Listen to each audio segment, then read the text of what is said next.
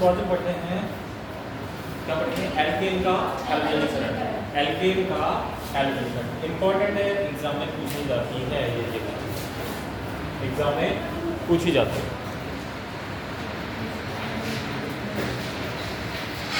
चलो तो ध्यान से देखना। एल्केन का हैलोजनीकरण, एल्केन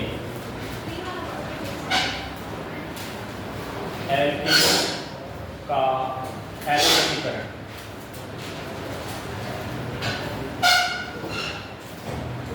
अभी बैठे हो क्या तुम लोग?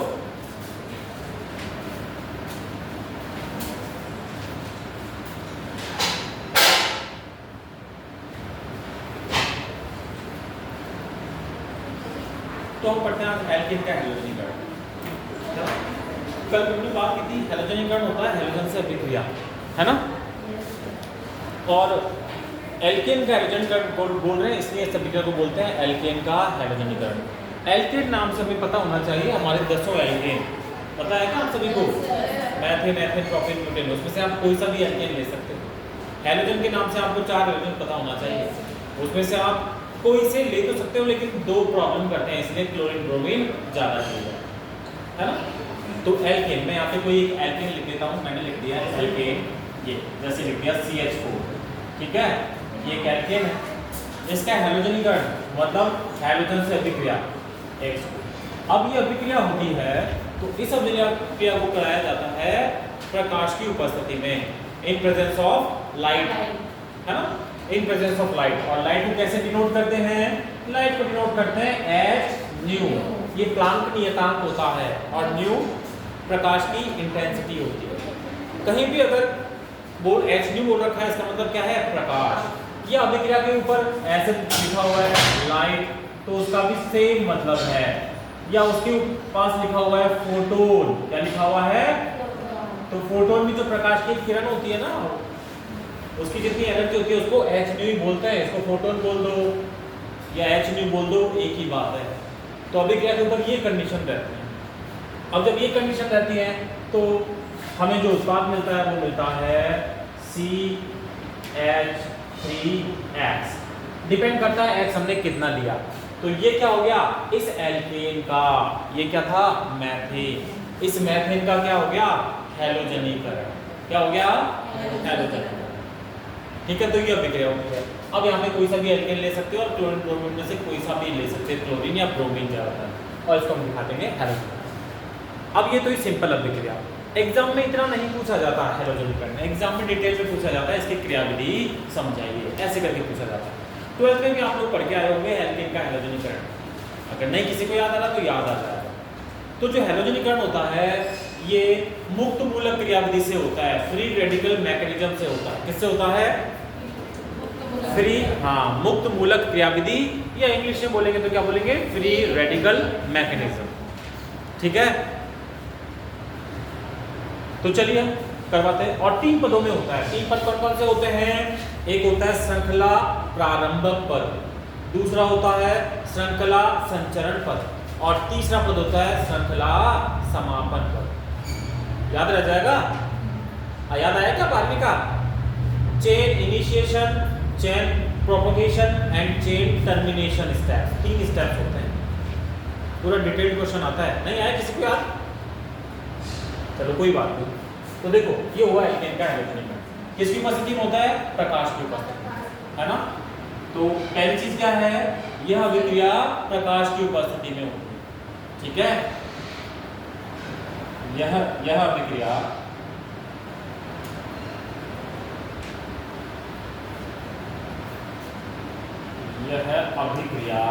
किसकी उपस्थिति में होती है?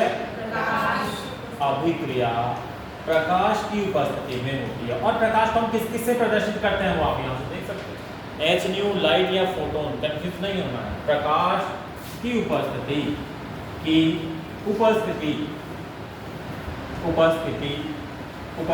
में होती है। में this reaction occurs in presence of light. ठीक है। दूसरा, क्या कौन सी क्रियाविधि चलती है? मुक्त मूलक। तो यह अभिक्रिया मुक्त मूलक क्रियाविधि से होती है। ठीक है। कौन सी क्रियाविधि? मुक्त मूलक। यह अभिक्रिया मुक्त मूलक क्रियाविधि द्वारा होती है। तीसरा, इस अभिक्रिया में अगर मुक्त मूलक क्रियाविधि से होती है तो मुक्त मूलक बनते हैं तो कितने पदों में रिएक्शन होती है? 3 पदों में, है ना? कितने में? 3।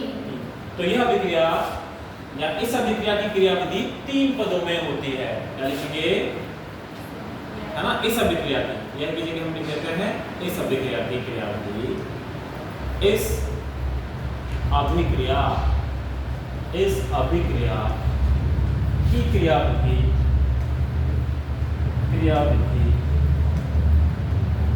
3 पदों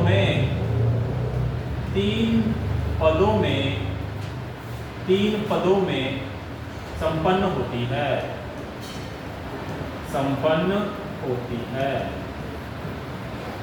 ठीक है। और वो 3 पद कौन कौन से हैं? पहला, श्रृंखला प्रारंभक पद। पहला पद क्या है? श्रृंखला प्रारंभक पद। ठीक है। दूसरा क्या है? श्रृंखला संचरण पद।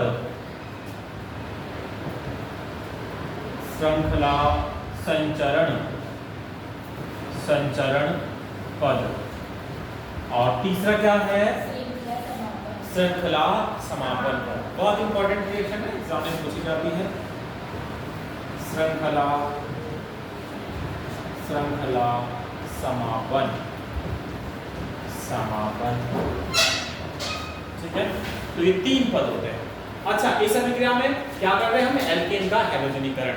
क्या कर रहे हैं? एल्केन का हैलोजनीकरण। तो अगर ये एल्केन है, अगर एल्केन है कोई सा भी, तो ये क्या है? Alkyl halide. क्या है ये? Alkyl halide. अब देखिए, आपको इसमें याद क्या रखना है? अगर जो नोट्स बनाते हो ना, बनाते हो क्या कोई नोट्स? बनाते हो तुम लोगों में से नोट्स? बनाते हो कि नहीं? तो देखो क्या क्या याद रखना होता है। एल्केन के हैलोजनीकरण ऊपर लिख दिया टॉपिक, उसके नीचे ये अभिक्रिया लिख दी। ठीक है। यहाँ ये लिख दिया। अब नोट्स में क्या क्या करेंगे? ये अभिक्रिया प्रकाश की उपस्थिति, उस पर लाइन कर लो। कल जब आप जल्दी करो ना तो आपको यह अभिक्रिया प्रकाश की उपस्थिति में होती है, ये पढ़ने जरूरत है। प्रकाश की उपस्थिति, हाँ। उसके बाद मुक्त मूलक क्रियाविधि कौन सी? मुक्त मूलक क्रियाविधि, है ना? 3 पदों में, और 3 पद के नाम श्रृंखला प्रारंभक, श्रृंखला संचरण और श्रृंखला समापन। जो आप 5 मिनट में रिवाइज करने वाले थे वो 1 मिनट में रिवाइज हो जाएगा। जैसे ही आपने एल्केन का हैलोजनीकरण खोला, आप पढ़ोगे alkane, alkyl halide, photon, light है इसकी उपस्थिति में होती है। तो प्रकाश की उपस्थिति में मुक्त मूलक क्रियाविधि 3 पदों में, श्रृंखला प्रारंभक, संचरण और समापन। इस तरह से आप एक पेज का इतने जल्दी रिवाइज कर सकते हो। जो नोट्स बनते हैं पूरे रहते हैं, बाद में उसको अंडरलाइन कर दिया करो। और एग्जाम की जो कॉपी होती है ना, जिसमें आप आंसर लिख के आते हो, आपको नहीं आ रहा तो आपकी मर्जी कैसे भी लिखो, लेकिन अगर आपको कॉन्फिडेंस ऑफ आंसर आ रहा है तो ऐसे बीच बीच में लाइन कर दो, प्रकाश की उपस्थिति, मुक्त मूलक, क्योंकि एग्जाम के पास ज़्यादा टाइम नहीं होता, उसे कॉपी चेक करनी होती है फटाफट। अगर कहीं पे लाइन कर रखी है ना तो वहाँ की लाइन को जरूर देखता है, प्रकाश की उपस्थिति। तो वो जिसे सर्च कर रहा था ना, किसने लिखा कि नहीं लिखा, उसको आप बता दोगे फटाफट। फिर वो दूसरा, तीसरा, जैसे आप बता दोगे वो खुश होता है, उसको अच्छा लगता है, अच्छा ये तो मुझे बता रहा है कि सर इसको देखो, इसको देखो, इसको देखो। अरे अंडरलाइन का मतलब यही तो है, ये इंपॉर्टेंट है। तो एग्जामिनर उसको पहले देखेगा, बस इतना देखेगा और खुश हो जाएगा, और एग्जाम मार्क्स ही बढ़िया देगा। नहीं आता तो फिर तो कैसे गोल गोल घुमाते रहो, एग्जामिनर भी परेशान और आपके भी नंबर अच्छे नहीं दे रहे, है ना। तो ये अच्छा आंसर करने की टेक्निक्स होती हैं। जहाँ भी थ्योरी का एग्जाम होता है ना, उस थ्योरी के आंसर को लिखने की, समझ रहे हो क्या? हाँ, तो थ्योरी में अगर अच्छे नंबर लाने हैं तो पहले तो याद करना पड़ेगा, और याद करने के साथ याद तो सारे लोग करेंगे जैसे पढ़ने वाले सारे, लेकिन लिखने में आपने क्या ध्यान रखा इन चीज़ों को। और नोट्स में भी आप ऐसे बना सकते हो ताकि आपको धीमे धीमे आदत लगे। ज़्यादा टाइम नहीं लगता इसमें, किसको करना है किसको करना है, जब धीमे धीमे पढ़ोगे ना तो इस साइड से जाते हैं। चलिए तो अब हम क्रियाविधि को 1 बाय 1 स्टेप देखते हैं। तो क्लियर है यहाँ तक की बातें सभी के? चलिए अब देखते हैं हम क्रियाविधि। तो क्रियाविधि 3 पदों में होती है। अब 3 पद कौन कौन से हैं, है ना? पहला पद है श्रृंखला प्रारंभक पद, और श्रृंखला प्रारंभक पद में प्रकाश की आवश्यकता होती है। क्या है पहला पद क्या है? श्रृंखला प्रारंभक पद। श्रृंखला प्रारंभक पद क्या बोलते हैं इंग्लिश में इसको? Chain initiation step. Chain initiation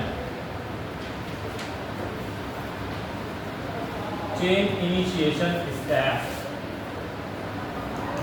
ठीक है, क्या होता है चेन इनिशिएशन स्टेप में? देखते हैं। अच्छा दिखाई दे रहा है कि श्रृंखला प्रारंभ पद नहीं दिखाई दे रहा होगा, है ना? ब्लैक में या ग्रीन में रेड ऐसा क्लियर दिखाई नहीं दे रहा है? दिखाई दूर वहां बैठे हो वही ज्यादा अच्छा दिखाई दे रहा होगा ना। चलिए श्रृंखला प्रारंभक पद, तो प्रथम पद में जो श्रृंखला प्रारंभक पद है उसी में प्रकाश की आवश्यकता होती है। ठीक है, तो इस पद में प्रकाश की आवश्यकता होती है। इस पद में ये h न्यू, प्रकाश ना लिखूं ये लिख दूं, फोटोन लिख दूं, कुछ भी तो चलता है। इस पद में प्रकाश की आवश्यकता होती है। सुनना ध्यान से, ठीक है, होती है। और दूसरा क्या है? मुक्त मूलक बनते हैं, है ना? प्रकाश की अभिक्रिया से हाइड्रोजन मुक्त मूलक बनते हैं।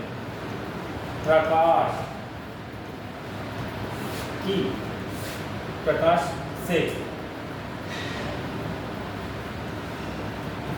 से हैलोजन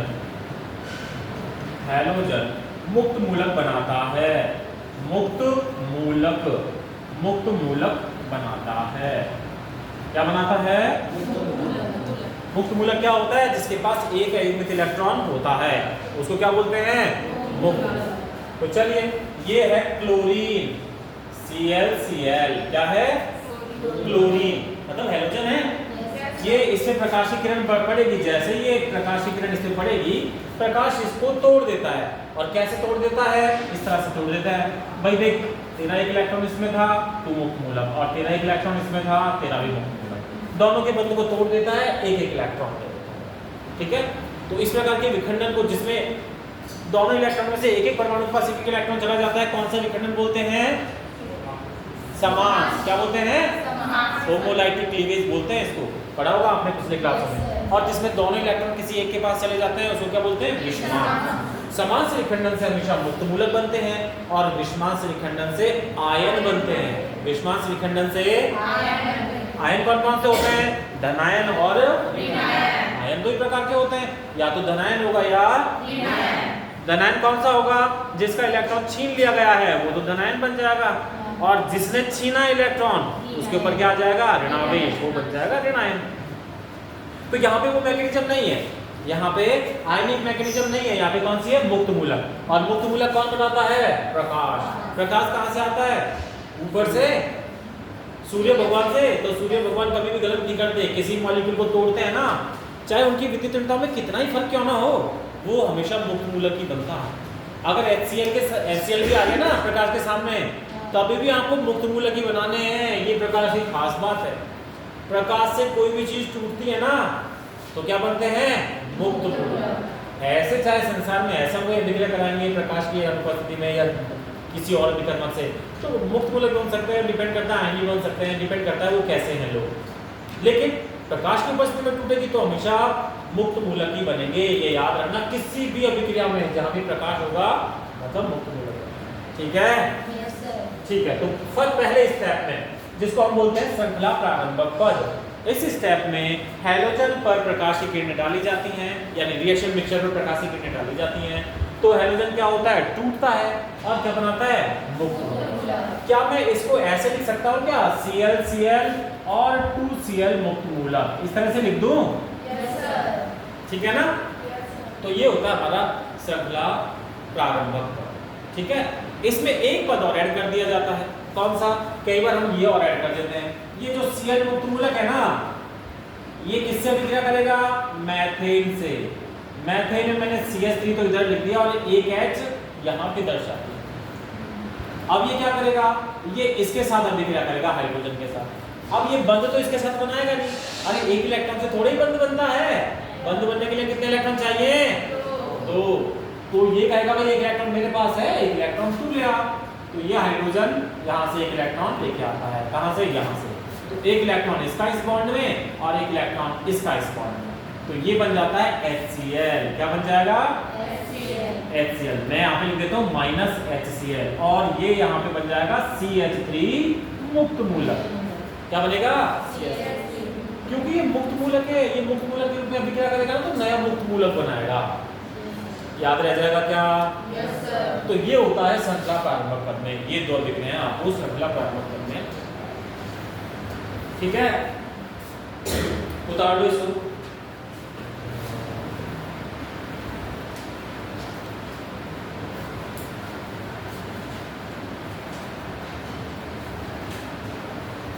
उतार लिया? चलो, तो ये इनको श्रृंखला प्रारंभक पद बोला जाता है। इस पद को कई बार इसमें शामिल करते हैं, कई बार नहीं करते, कई बार अगले पद में शामिल कर दिया जाता है। लेकिन हमारा काम तो यहाँ से स्टार्ट हो रहा है, इसलिए इसको भी कई बार इसमें भी डाल देते हैं और श्रृंखला संचरण पद में भी डाल देते हैं। तो ये पहले केस की कहानी खत्म। पहला केस श्रृंखला प्रारंभक पद। क्या होता है? हाइड्रोजन पर प्रकाशीय किरणें पड़ती है और हाइड्रोजन मुक्त मूलक बनता है और ये हाइड्रोजन मुक्त मूलक आगे फिर मैथिल मुक्त मूलक बनाता है। ठीक है, तो यहाँ तक बन गया। अब दूसरा पद होता है श्रृंखला संचरण पद। कौन सा? श्रृंखला संचरण पद। तो चलिए देखते हैं श्रृंखला संचरण पद में क्या होगा। ये मैंने लिख दिया दूसरा पद, स्टेप 2, श्रृंखला संचरण पद। क्या बोलते हैं इसको इंग्लिश में? Chain propagation step. है क्या कोई इंग्लिश मीडियम वाला यहाँ पे? कौन कौन? एक ही हो, बाकी आए नहीं आज? चलो कोई नहीं। तो क्या बोलते हैं? Chain propagation step. तो आ रहा है क्या समझ में? है? हाँ, तो इंग्लिश टर्म बोलने से ठीक है, हिंदी वाले भी सुन लिया करो उस चीज को। चेन प्रोपगेशन स्टेप बोलते हैं, बाकी तो फिर रिएक्शन है, आप उसको इंग्लिश में चेंज कर सकते हैं। चेन प्रोपगेशन स्टेप नाम से पढ़ रहा मालूम चल रहा है श्रृंखला संचरण पद। श्रृंखला संचरण पद में क्या होगा? एल्किल हैलाइड बनेंगे, है ना, और अभिक्रिया चलती रहेगी। तो देखो क्या क्या होता है यहाँ पे। ये जो CH3 मुक्त मूलक है ना, CH3 मुक्त मूलक, ये अगले हैलोजन से अभिक्रिया करेगा। अरे प्रकाशीय किरण तो एक बार ही करवा डलवाते हैं हम, बाद में फिर प्रकाश की जरूरत नहीं होती। बस एक बार करवाया, बस काम खत्म प्रकाश। अब मुक्त मूलक बन गया ना, वो मुक्त मूलक नए मुक्त मूलक बनाता रहेगा, रिएक्शन करता रहेगा, होती रहेगी, नए मुक्त मूलक बनते रहेंगे। तो ये इससे अभिक्रिया करेगा तो क्या बनाएगा? एक इलेक्ट्रॉन यहाँ पे, एक इलेक्ट्रॉन यहाँ पे, CH3Cl। और यही तो हम बनाना चाह रहे थे, CH3Cl, है ना, और प्लस Cl मुक्त मूलक। ये Cl मुक्त मूलक, ये मैथिन, ये जो Cl मुक्त मूलक है ये कहाँ जाएगा वापस? ये Cl मुक्त मूलक ये वापस से फिर अगले CH4 अणु से अभिक्रिया करेगा, जिसे मैंने इस तरह से लिख दिया। ये HCl बनेगा और नया तो HCl, ये HCl को मैं यहाँ लिख देता हूँ और यहाँ पे बनेगा CH3 मुक्त मूलक।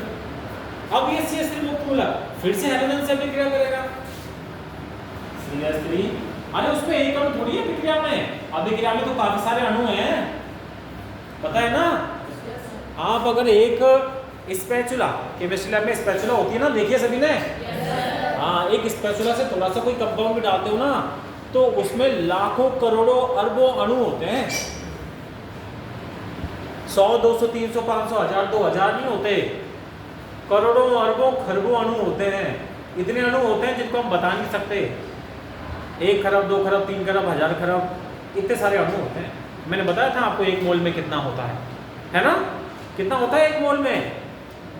1 मोल बराबर क्या होता है? नहीं मालूम? 1 मोल इक्वल्स टू होता है 6.023 into 10 raised to power 23। 6.023 या 6.02 into 10 raised to power 23। अब 23 का मतलब क्या है? इतने अणु 1 मोल। जैसे अगर अपन लेंगे अपन ने लिया मान लो HCl, और HCl का हमने लिया 36 ग्राम, कितना 36-37 ग्राम। तो उसमें HCl के कितने अणु होंगे पता है आपको? देखो कितने इकाई, मतलब कितने 23 जीरो लगाने हैं, 1 2 3 4 5 6 7 8 10 11 12 13 14 15 16 17 18 19 20 21 22 23। पढ़ो तो जरा कितना है, 1 करोड़ खरब अरब, कितना काउंटिंग फिर हो जाती है ना। ये 1 मोल होता है, मतलब उसका कितना 36-37 ग्राम। और 36-37 ग्राम कितना होता है आपका? ये जो पेन है ना, इस पेन से बहुत कम होता है। ये पेन तो आपका हो सकता है 30 40 45 मतलब 50 ग्राम तक का हो जाए। कंपाउंड लेते हैं ना, एक स्पैचुला में थोड़ा सा कंपाउंड आता है, वो कंपाउंड इतना। तो समझो कितना है।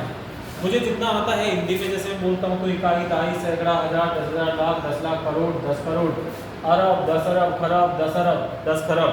बस खरब के बाद मुझे और क्या क्या आता है? शंख, है ना। और शंख के बाद क्या आता है? हाँ वो हिंदी में। अभी भी इतने सारे जीरो बचते हैं, तो देख लो कितने अणु, मतलब हम नकाउट नहीं कर सकते। तो आप ये मत कहना सर ये कहाँ से आ गया मैथेन, अगला Cl कहाँ से आ गया। अरे जब हमने रिएक्शन करवाई ना, तब उसमें Cl भी डाला और मैथेन भी डाला। कुछ Cl ऐसे थे जिनको प्रकाश से अभिकृत करा के उसमें डाला, यानी प्रकाश की किरण डाली, तो कुछ मुक्त मूलक बने। बाकी रिएक्शन में अवेलेबल हैं। आप सोडियम क्लोराइड NaCl जब चम्मच से सब्जी में डालते हो ना, आपकी सब्जी में या किसी में चावल में कम रह गया नमक, तो नमक थोड़ा सा डालते हो, तो आप नमक का एक अणु नहीं डालते, अरबों खरबों करोड़ों डालते हो, ठीक है। एक पिंच में, पिंच बोलते हैं ऐसे हाथ से लेना और ऐसे डालना सब्जी, तो बहुत खरबों अरबों नमक के NaCl का अणु, ठीक है ना। अरे ठीक है क्या? हाँ, तो ये नहीं करना कि सब अणु कहाँ से आ गया। हाँ हम बैलेंस इक्वेशन लिखते हैं, है ना, ज़्यादातर कई जगह। तो ये 1 मोल हो गया। 1 मोल याद रखा करो 6.023 × 10⁻23 होता है। तो अब ये क्या करेगा? ये मैथिल मुक्त मूलक बना, ये मैथिल मुक्त मूलक वापस Cl के अणु से अभिक्रिया करेगा और क्या बना देगा? CH3Cl प्लस Cl मुक्त मूलक। ये Cl मुक्त मूलक वापस से अभिक्रिया करेगा किससे? CH4 से, जिसको मैं ऐसे लिख रहा हूँ CH3CH, इससे अभिक्रिया करेगा और HCl बनाएगा। HCl को मैं यहाँ लिख देता हूँ क्योंकि मेरा उद्देश्य यहाँ पे HCl को दिखाना नहीं है, तो HCl को मैंने साइड में लिख दिया HCl, और यहाँ पे बनेगा CH3।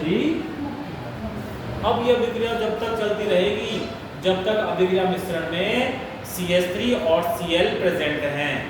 कब तक चलती रहेगी? जब तक अभिक्रिया मिश्रण में CH4 और Cl2 प्रेजेंट हैं।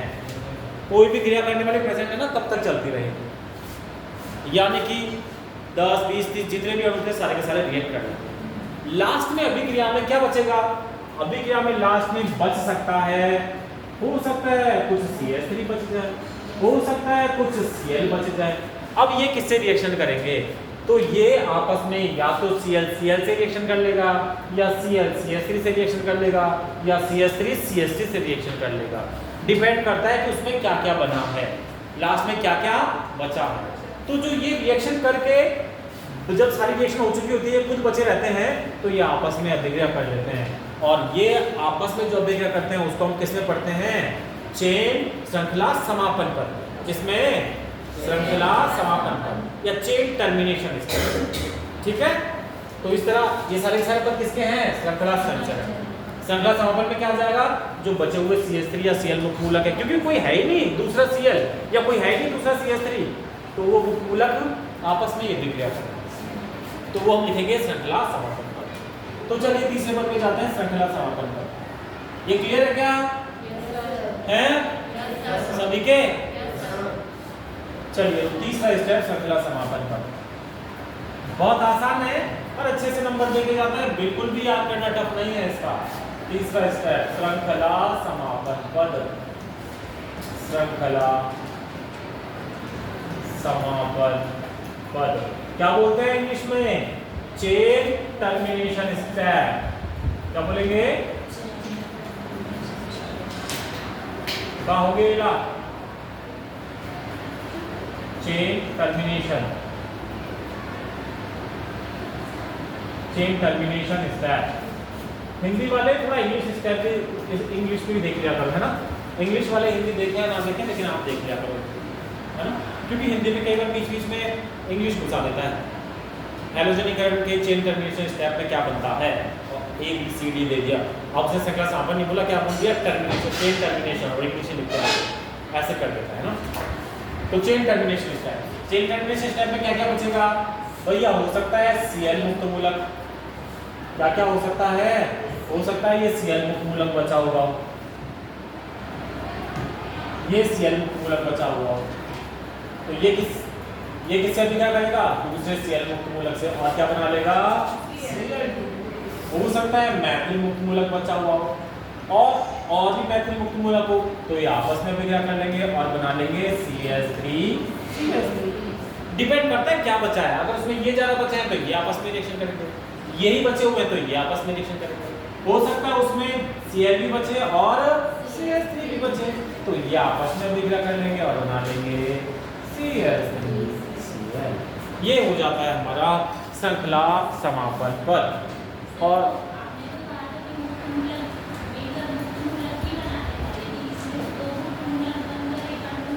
ये समापन पद है। अगर पिछले वाले श्रृंखला संचरण पद में मुक्त मूलक किसी से अभिक्रिया कर रहा था और नया मुक्त मूलक बन रहा था, लेकिन जब यहाँ पे मुक्त मूलक ही बचेंगे ना, तो मुक्त मूलक आपस में जुड़ेंगे, एक इलेक्ट्रॉन ये देगा, एक इलेक्ट्रॉन ये देगा, तो क्या बनाएंगे, ये उत्पाद के रूप में। अरे कहीं लास्ट में स्टेबिलिटी में देखेंगे, जब तक उसमें मुक्त मूलक दूसरे मॉलिक्यूल है रिएक्ट करने के लिए, तब तक वो रिएक्ट करेंगे। लास्ट में क्या होगा, मुक्त मूलक और मुक्त मूलक बचेंगे तो ये आपस में रिएक्शन करेंगे और इस तरह के अणु बनाएंगे। और इसीलिए तो हमने इसको क्या बोला, समापन पद। मुक्त मूलक फिनिश, सारे अभिकर्म भी प्रोडक्ट में बदल गए और लास्ट में मुक्त मूलक भी आपस में रिएक्ट करके खत्म हो गए, तो इसको हम क्या बोल देते हैं, श्रृंखला। ठीक है, मुक्त मूलक, कोई मुक्त मूलक किसी अणु से अभिक्रिया करता है तो नए मुक्त मूलक को जन्म देता है, लेकिन मुक्त मूलक से अभिक्रिया करता है तो मुक्त मूलक नहीं बनता है। ठीक है, ध्यान रखना, मुक्त मूलक किसी भी दूसरे अणु से अभिक्रिया करेगा तो नया मुक्त मूलक बनाएगा ही बनाएगा, लेकिन मुक्त मूलक दूसरे मुक्त मूलक से अभिक्रिया करता है तो मुक्त मूलक नहीं बनाता। ठीक है, तो इस अभिक्रिया को बोलते हैं श्रृंखला समापन पद। ठीक है, उतार लो, ये आपके फिनिश होगा। तो इसमें श्रृंखला समापन पद में मुक्त मूलक आपस में अभिक्रिया करते हैं, है ना, ये हम यहाँ पे लिख सकते हैं, है ना। क्या खास बात है, श्रृंखला समापन पद में या इस पद में, मैं क्या बोल दूं, इस पद में मुक्त मूलक आपस में अभिक्रिया कर, इस पद में मुक्त मूलक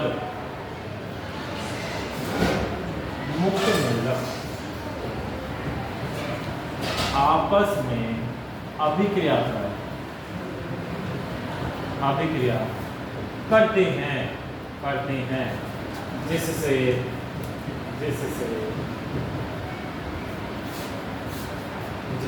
अभिक्रिया मिश्रण में मुक्त मूलक समाप्त हो जाते हैं,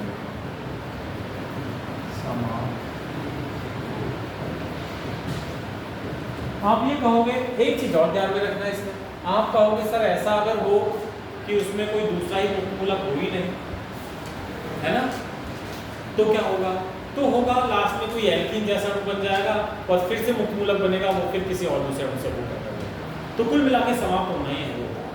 तो आप इतना याद रख सकते हो, ये आपका ठीक है, ठीक है, हो गया ये। चलिए तो फिर इसको अपन फिनिश करते हैं। तो ये थी मुक्त मूलक क्रिया।